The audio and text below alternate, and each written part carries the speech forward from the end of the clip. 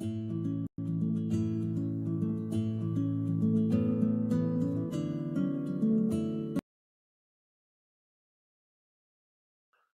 and welcome back everyone to this next live episode on YouTube on the topic of UI5 Flexible Programming Model with me, Anubhav. In the last episode, we talked about the concept of working our building blocks for table and also attached a object page. In our today's session, we are going to see how can we enhance the object page with additional actions. We will also talk about the most awaited and asked topic by many of you regarding side effects and core operations. So let's try and understand our use case for today. By far, you see in our application which we had created using the flexible programming model, we have got over here the data. When we drill down, an object page is getting opened. On this object page now, we are going to basically go ahead and integrate new actions. So currently when I drill down to any travel request, you can see on the top right corner, we do not have any actions at the moment. So we would like to add our accept travel and reject travel actions. Please note that these actions must be defined by the ABAP or the RAP or the CAP consultant in the underlying service. So the underlying service, you can already see these actions are being defined, and the implementation of action is already being done also by the backend developer. So we as a front-end developer for Fury app, we will be implementing the code now or integrating these actions which are defined by the CAP developer. If you are new to the cloud application programming model, you can think of joining our SAP BTP training where we covered the CAP in detail. Having said that, let's come back. Now what I'm going to do is I will enrich the object page with these two actions for accept and reject travel. So I will right click on the page and say show page map. And we can go to the object page, edit. And we can then go ahead and add actions in detail. So click on plus, add actions. And we will choose the available actions, both accept and reject travel. And we will incorporate them as part of the object page. You can see the live loader module is automatically loading my UI now. I go to accept travel and now create also an I-18N text for the same. So let me give a meaningful label over here for this action, accept travel, and apply an I-18N text for the same. Same I will do for reject travel and also apply an I-18N text for the same. Perfect. So as a result of this now, when the application load on the object page with the right hand side, we will be able to actually see the accept travel and the reject travel buttons, which when we click, it should change the status of my travel request. So let's go back to the application, and you can already see here we have got accept travel and reject travel. The labels have come up. So let me open a travel request. Maybe I want to go with 1409 as my travel request. So I will just also add a filter for travel ID and I will open the request 1409. You can see currently the status is open, and that is why it is also coming in the list of tiles. We are showing only the open request as a tile, open travel request as a tile in the upper area. I will drill down now and I will try to accept the travel or reject the travel, for example. So when I click on accept travel now, you can see the accept travel got executed. Now there is one big problem. In fact, there are multiple challenges when you build this kind of a real-time application. The first challenge what you see is whenever a user perform an action like for example accept travel, the status of the travel is already changed to accepted. So since it is already accepted, this button should actually become grayed out, right? We should not see this button enabled because it's already accepted. Why should you accept again an already accepted travel request? So the moment status is A, accepted, this button should grayed out and only the reject button should be enabled. And vice versa, when if you do reject, then reject button should grayed out and accept button should enable. So this feature is very, very important in a real-time application. So we can call this feature called operation available. We want to say our operation is available at runtime, and I want to compute this at runtime in the Fury app. So this can be done by adding a simple expression binding. The second problem in our application is, you see, I have already accepted. Since I have already accepted, my tile has to refresh. This tile of 1409 should disappear actually, because here we are only showing the open requests. But the application is not refreshing. Yeah, it's not refreshing my left side area. The reason being, whenever you do an action, it is not bound to trigger a round trip with the server. So in the server, the status has been changed, but the same status is not reflecting on the UI. So when the status is changed, we need to inform the UI from the server that, hey UI, since now the status is changed, you have to do a reload of your control, only this control. Now, you know, this last class we did this, we bound this control with the travel entity set.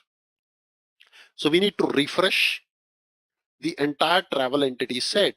As a result of that, this style section will get refreshed. So this kind of a feature is actually called side effect. It's very ironic to name it side effect. Maybe SAP could have chosen a better name for this. But yeah, this feature is called side effect. Whenever something is changed here on the front end, it triggers a server update. Once the data is updated in server, it doesn't trigger a round trip. It doesn't update the UI immediately. You might have observed this in many RAP applications also, that when you change something, it doesn't reflect on the UI immediately. So this can be controlled via side effect. A side effect basically helps us to define what was changed and how to handle that change. So in this case, the status is changed.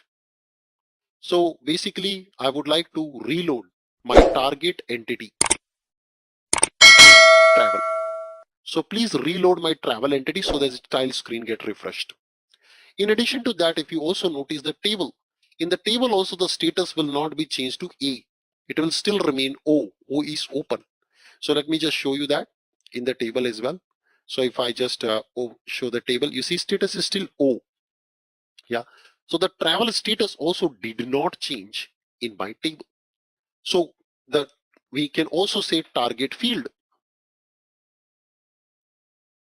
inside the table, which is travel status code.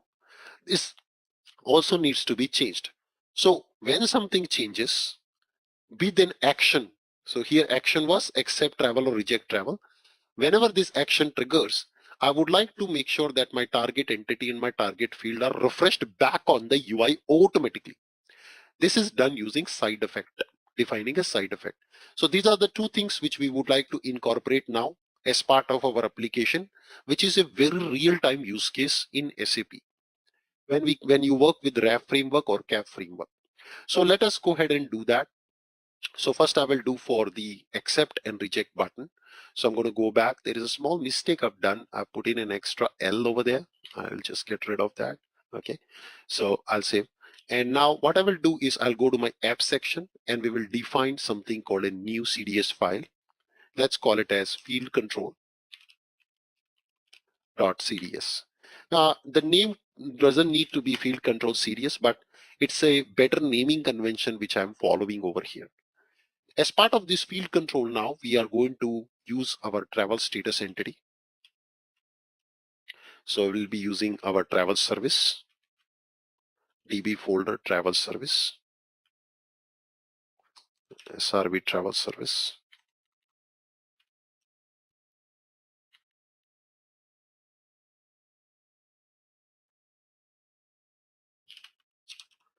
SRV folder slash travel service.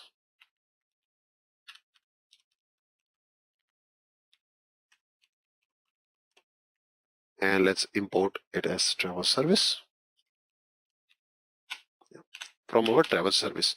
Now we are going to annotate our travel service entity, our travel entity with additional annotation. So let's provide these annotation. So first here we will give field control. So I'll keep a section empty for field control for future use, but I'm right now concerned about my actions. So I have two actions, so-called rejected travel, and I have another action called accepted travel. So we will start with the rejected travel. And here we will annotate. And then similarly, we will also annotate accepted travel action, annotate as well. So we are going to annotate both of our action one by one. So first I will annotate with the core dot operation available. You can see, and there is a ability now in OData v4 with cap to embed a JSON. So JSON is basically why we are adding, because we want to add an expression. If the expression evaluates to true, then the operation will be enabled. If expression evaluates to false, then this reject travel button will be grayed out. Yeah, that is what computer will take care. So let us go ahead and do that. There is a space required. Yeah. Okay, so let's define this operation. $EDM JSON, embedded JSON. This concept is called embedded JSON. And now in this we will add an expression, an embedded JSON, where we will add not equals to, and I can add multiple expressions over here. So we will add $path, and we will say in slash control space travel status code.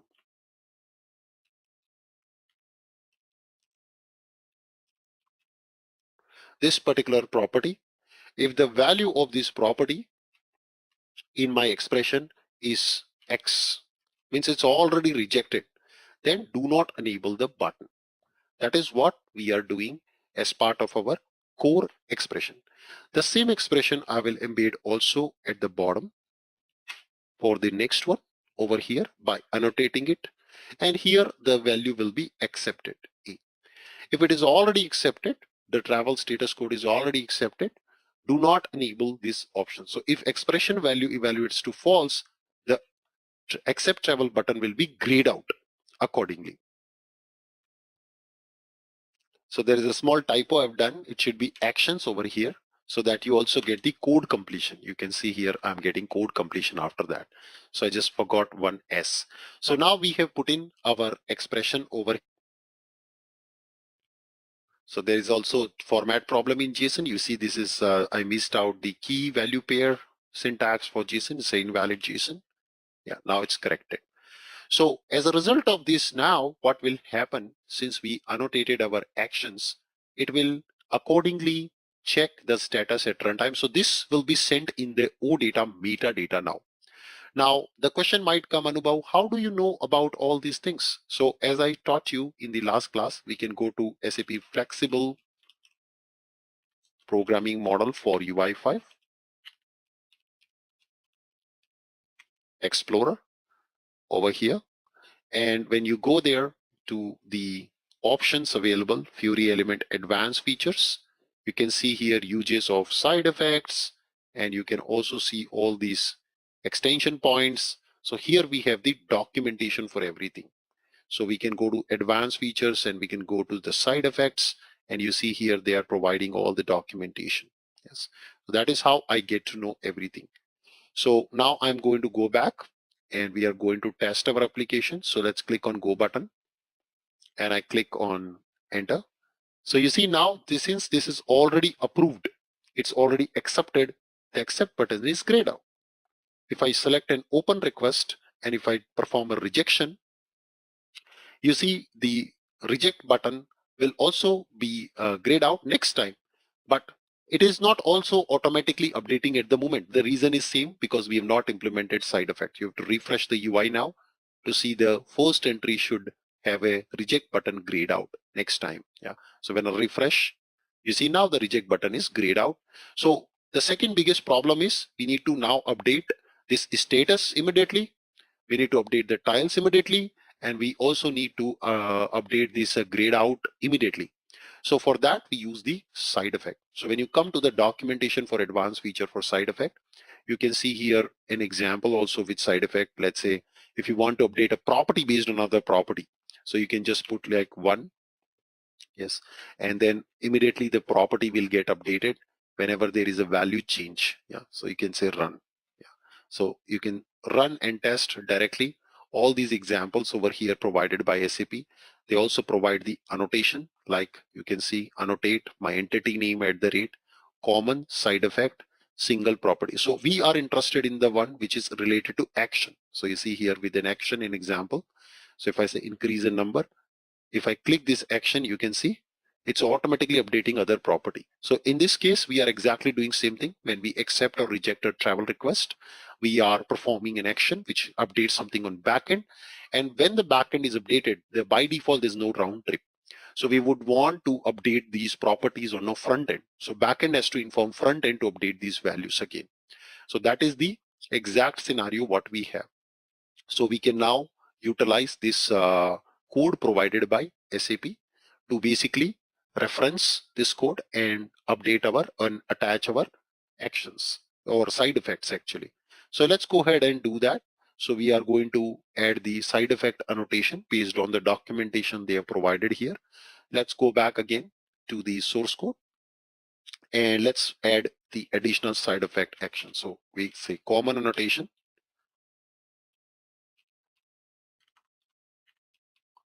and it has curly braces, side effect, and you see there's a side effect type, and I say target properties.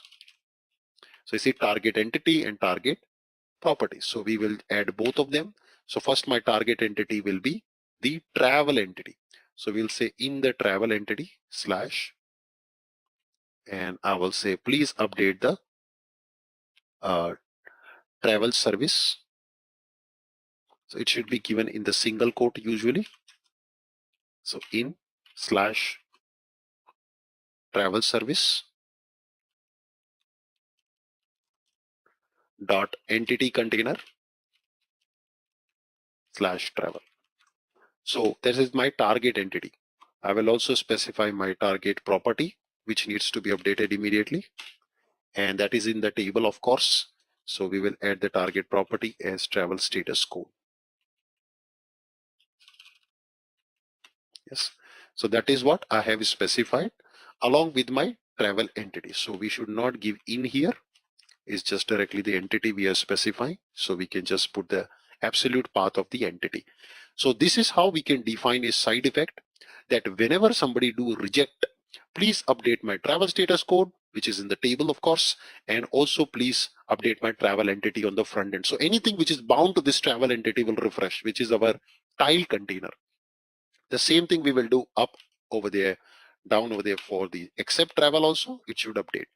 So now we are good. We have added this side effect. So this was also a question asked by many of you in the wrap development that Anubhav, when I'm performing an action, the action is not updating my table immediately. I have to refresh or user has to refresh the entire UI to get the updated values displayed. Yeah. But now you can attach side effect.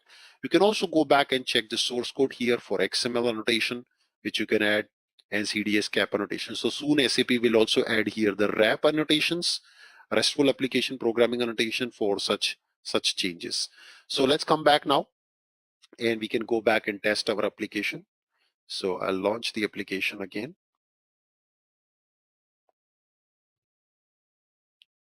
And this time you will see a very smooth user experience when user updates the requests.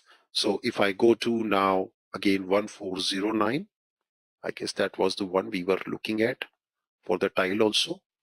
So in the tile 1409 is the one which is open. So 1409.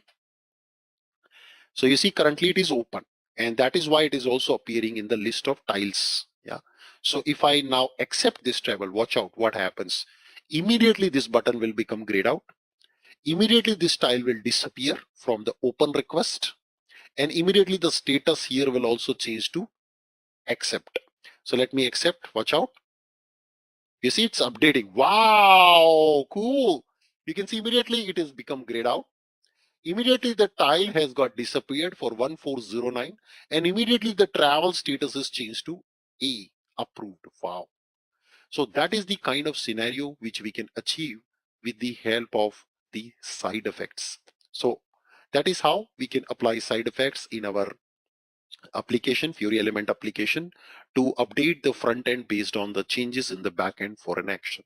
I hope you enjoyed this content. Please like, share, subscribe this channel for more content like this. And I will catch you up in my next episode. Thank you so much once again for joining. See you and goodbye.